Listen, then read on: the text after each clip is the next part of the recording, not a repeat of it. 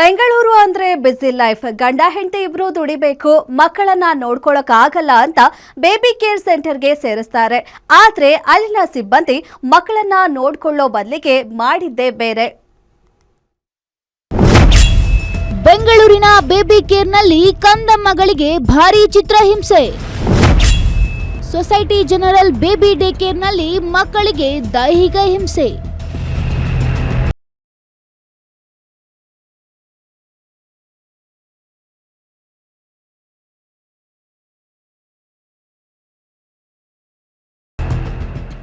ನಿಮ್ಮ ಮಕ್ಕಳನ್ನ ನೋಡ್ಕೊಳ್ಳೋಕೆ ಯಾರೂ ಇಲ್ಲ ಅಂತ ಡೇ ಕೇರ್ಗೆ ಸೇರಿಸಬೇಕು ಅಂದ್ಕೊಂಡಿದ್ದೀರಾ?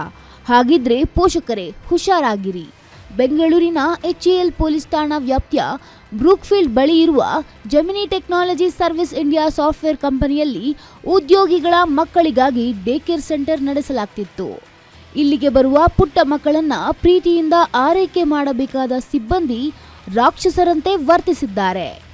ಮಕ್ಕಳ ಮೇಲೆ ದೈಹಿಕವಾಗಿ ಹಲ್ಲೆ ಮಾಡಿ ಅವರನ್ನ ತೀವ್ರವಾಗಿ ಭಯಪಡಿಸಲು ವಾಷಿಂಗ್ ಮಷಿನ್ಗೆ ಹಾಕಿ ಬಿಡೋದಾಗಿ ಬೆದರಿಸಿದ್ದಾರೆ. ಇದೀಗ ಘಟನಾ ಸಂಬಂಧ HAL ಠಾಣೆಗೆ ದೂರು ನೀಡಲಾಗಿದ್ದು 5 ವಿರುದ್ಧ ಪ್ರಕರಣ ದಾಖಲಾಗಿದೆ. ಕಂಪ್ಲೇಂಟ್ ಚೈಲ್ಡ್ ಪ್ರೊಟೆಕ್ಷನ್ ಸರ್ ಕಡೆಯಿಂದ ಕಂಪ್ಲೇಂಟ್ ಬಂದು ಅದರಲ್ಲಿ ಒಂದು ಬಹಳ ಸೀರಿಯಸ್ ಮತ್ತೆ ಒಂದು ತುಂಬಾ ಸೀರಿಯಸ್ ಇನ್ಸಿಡೆಂಟ್ ಇದೆ. ಅದರಲ್ಲಿ ಡೇ ಕೇರ್ ಫೆಸಿಲಿಟಿಯಲ್ಲಿ ಒಂದು IT ಸೆಕ್ಟರ್ ಕಂಪನಿದು ಡೇ ಕೇರ್ ಫೆಸಿಲಿಟಿಯಲ್ಲಿ 5 ಜನ ಮಹಿಳೆಯರ ಮೇಲೆ. ಇನ್ನು ಆ ಮಕ್ಕಳನ್ನ ಡೇ ಕೇರ್ ಸಿಬ್ಬಂದಿ ನೋಡ್ಕೊಳ್ತಿರುವ ಭೀಕರ ದೃಶ್ಯಗಳು. ಡೇ ಕೇರ್ನಲ್ಲೇ ಕೆಲಸ ಮಾಡ್ತಿದ್ದ ಓರ್ವ ಸಿಬ್ಬಂದಿ ರಹಸ್ಯವಾಗಿ ವಿಡಿಯೋ ರೆಕಾರ್ಡ್ ಮಾಡಿ ಮಕ್ಕಳ ಸಹಾಯವಾಣಿಗೆ ದೂರು ನೀಡಿದ್ದಾರೆ. ವಿಡಿಯೋದಲ್ಲಿ 3 ಮಹಿಳಾ ಸಿಬ್ಬಂದಿ ಪುಟಾಣಿ ಮಕ್ಕಳಿಗೆ ಚಿತ್ರಹಿಂಸೆ ನೀಡುತ್ತಿದ್ದಾರೆ. ಸದ್ಯಕ್ಕೆ ಪೊಲೀಸರು ಆ 3 ಮಹಿಳಾ ಆರೋಪಿಗಳಿಗೆ ನೋಟಿಸ್ ನೀಡಿದ್ದು ತಕ್ಷಣ ವಿಚಾರಣೆಗೆ ಹಾಜರಾಗುವಂತೆ ಸೂಚಿಸಿದ್ದಾರೆ.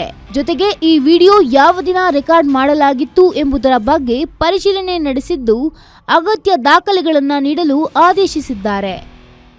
ಇಶ್ಯೂ ಇದೆ. ಅದು ವಿಡಿಯೋ ನೋಡಿದ ಮೇಲೆ ಮತ್ತೆ ಕಂಪ್ಲೇಂಟ್ ಕೊಟ್ಟ ಮೇಲೆ ಆಧಾರದ ಮೇಲೆ ನಾವು ಕೇಸ್ ರಿಜಿಸ್ಟರ್ ಮಾಡಿದ್ದೀವಿ.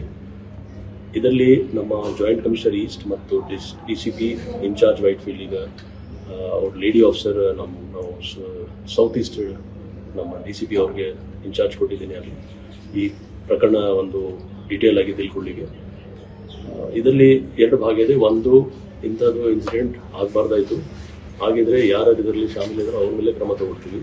ಇನ್ನು ಘಟನೆ ಕುರಿತು ಈಸ್ಟ್ ವಿಭಾಗದ ಜಂಟಿ ಪೊಲೀಸ್ ಹಾಗೂ ಸೌತ್ ಈಸ್ಟ್ ವಿಭಾಗದ DCP ತಂಡ ತನಿಖೆ ನಡೆಸುತ್ತಿದ್ದು ಈಗಾಗಲೇ ಸ್ಪಾಟ್ ಮಹಜರು ನಡೆಸಿದ್ದಾರೆ.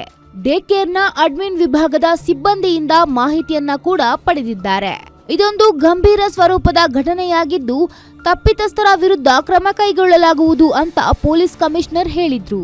ಇನ್ನು ಈ ಡೆಡ್ಲಿ ಡೇ ಕೇರ್ ಸೆಂಟರ್ನಲ್ಲಿ ಒಟ್ಟು 18 ಜನ ಸಿಬ್ಬಂದಿ ಕೆಲಸ ಮಾಡ್ತಿದ್ದರು ಎನ್ನಲಾಗಿದೆ. ಘಟನೆ ಹೊರಬೀಳ್ತಿದ್ದಂತೆ ಈಗಾಗಲೇ ಕೆಲವರನ್ನ ಕೆಲಸದಿಂದ ತೆಗೆದುಹಾಕಲಾಗಿದೆ ಅಂತ ಮ್ಯಾನೇಜ್ಮೆಂಟ್ ಹೇಳಿಕೊಂಡಿದೆ. ಸದ್ಯಕ್ಕೆ ಬಂಧಿತ ಆರೋಪಿಗಳು ಎಷ್ಟು ವರ್ಷಗಳಿಂದ ಇಂತಹ ಕ್ರೂರ ಕೃತ್ಯ ಎಸಗುತ್ತಿದ್ದರೂ ಇವರ ಹಿಂದೆ ಬೇರೆ ಯಾರದ್ದಾದರೂ ಕೈವಾಡವಿದ್ಯಾ ಅನ್ನೋ ಮತ್ತಷ್ಟು ಆಘಾತಕಾರಿ ವಿಚಾರಗಳು HAL ಪೊಲೀಸರ ಮುಂದಿನ ತನಿಖೆಯಿಂದಷ್ಟೇ ಅಧಿಕೃತವಾಗಿ ಹೊರಬರಬೇಕಿದೆ. SK Manjunath, crime bureau, guarantee news.